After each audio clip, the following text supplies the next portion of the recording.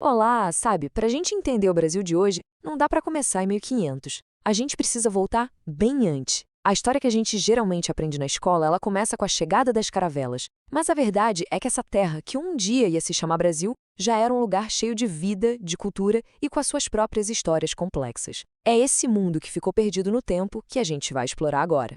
E a primeira coisa que a gente tem que colocar na mesa é o seguinte: o Brasil foi mesmo descoberto? Essa palavra, descobrimento, ela passa uma ideia de um lugar vazio, de um lugar que não era de ninguém, que estava ali, só esperando para ser encontrado. Mas será que era essa a realidade? Pois é, a resposta é um grande sonoro não. Longe de ser um vazio, as fontes mostram que este território era o lar de milhões de pessoas.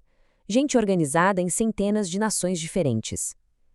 Só isso já muda completamente a ideia de um nascimento do Brasil em 1500. A história aqui já tinha começado há muito tempo. Ok, então o nosso roteiro aqui vai ser o seguinte. Primeiro vamos tentar entender o tamanho dessa população.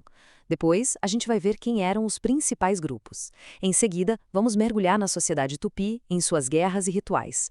Daí a gente explora o dia a dia e, por fim, vamos analisar o que a chegada dos europeus significou, que foi uma verdadeira catástrofe. Então, vamos começar pelo começo, a escala disso tudo. É muito importante a gente deixar de lado aquela imagem de uma terra selvagem, desabitada. A coisa era bem diferente. Olha, os números exatos são difíceis de cravar, mas as estimativas mais altas falam em até 5 milhões de pessoas.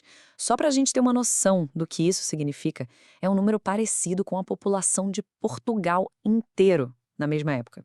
Então, o que a gente tinha aqui era um continente bem povoado, principalmente na costa e perto dos grandes rios.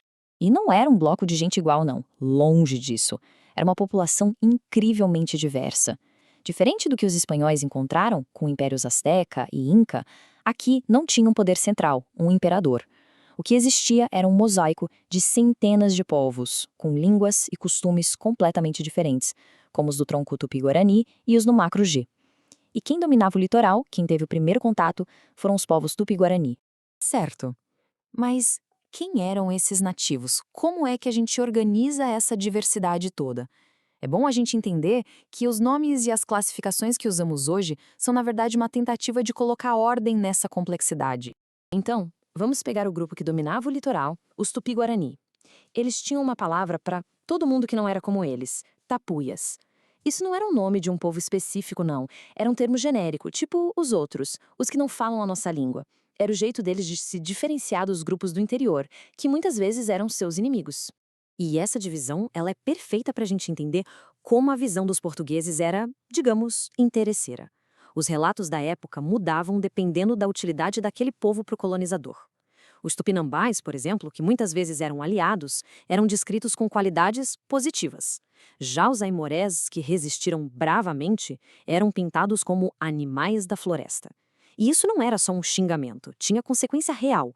Em 1570, uma lei proibiu a escravidão indígena, mas deixou bem claro, os aimorés estavam fora dessa proteção.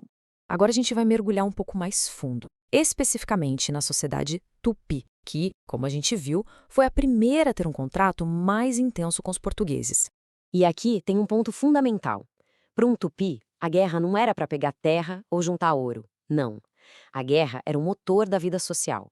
O prestígio de um homem, a sua honra, a sua identidade, tudo isso era construído no campo de batalha.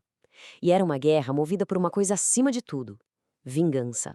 Existia quase um roteiro para o guerreiro tupi se consagrar. Primeiro, ele tinha que capturar um inimigo vivo. Esse prisioneiro era levado para a aldeia e, o que é mais surpreendente, era tratado com honra, chegava até a receber uma esposa. Depois de um tempo, ele era executado num grande ritual, um ritual antropofágico com toda a comunidade participando. E o ponto central era esse: eles acreditavam que, ao comerem partes daquele inimigo corajoso, eles absorviam a sua força, suas virtudes. Olha só, essa citação, ela é brutal, mas direta ao ponto. A lógica da guerra era essa, era alimentar esse ciclo de vingança, de prestígio, que era o coração da sociedade tupi. Mas calma, a vida não era só guerra, claro. A gente precisa entender também como era o dia a dia, a organização e as crenças desse povo. Existia uma divisão de trabalho bem clara, sim, mas era tudo complementar. Um não vivia sem o outro. As mulheres eram as donas da agricultura. Mandioca, milho, a base da alimentação vinha delas. Já os homens derrubavam a mata para abrir espaço para a roça, caçavam, pescavam e, claro, defendiam a aldeia.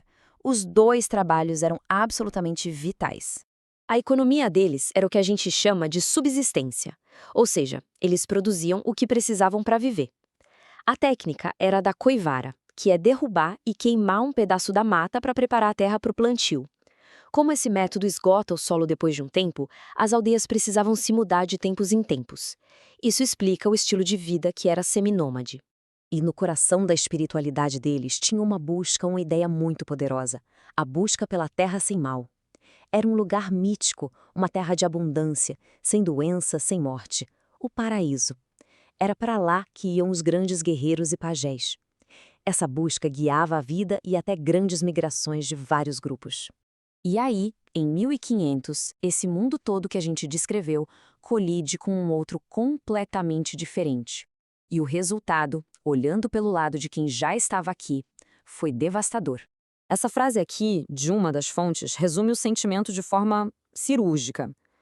Não foi um encontro de culturas, foi uma catástrofe. Uma que desestruturou por completo as sociedades que viviam aqui. E esse impacto veio de todos os lados, e foi imediato. Doenças que eram invisíveis, como a gripe, contra as quais eles não tinham defesa nenhuma, mataram populações inteiras. Uma violência cultural que tentou apagar religiões e costumes. As brigas que já existiam entre os povos foram usadas pelos portugueses, que se aliavam a um para lutar contra o outro. E, claro, a tentativa de escravizar essa gente toda, que gerou muita luta, muita resistência. Os números. Bom, os números são brutais. De uma população que podia chegar a 5 milhões de pessoas, hoje restam cerca de 250 mil indígenas no Brasil. Esse gráfico mostra o tamanho do colapso. É uma das maiores tragédias demográficas da história da humanidade. Mas apesar de toda essa violência, de toda essa destruição, essa herança não sumiu. Ela tá aí. Tá na nossa comida, no nosso jeito de falar, no nosso sangue. É o que uma das fontes chama de uma presença silenciosa, mas que é essencial para a gente entender o que é ser brasileiro. Então, no fim das contas, fica essa reflexão. Olhar para a história do Brasil a partir de quem estava aqui primeiro não é só um detalhe. É ganhar uma visão muito mais completa e honesta sobre quem a gente é. A pergunta que fica é: como é que a nossa história muda, como a gente se enxerga de um jeito diferente, quando ela não começa com as caravelas?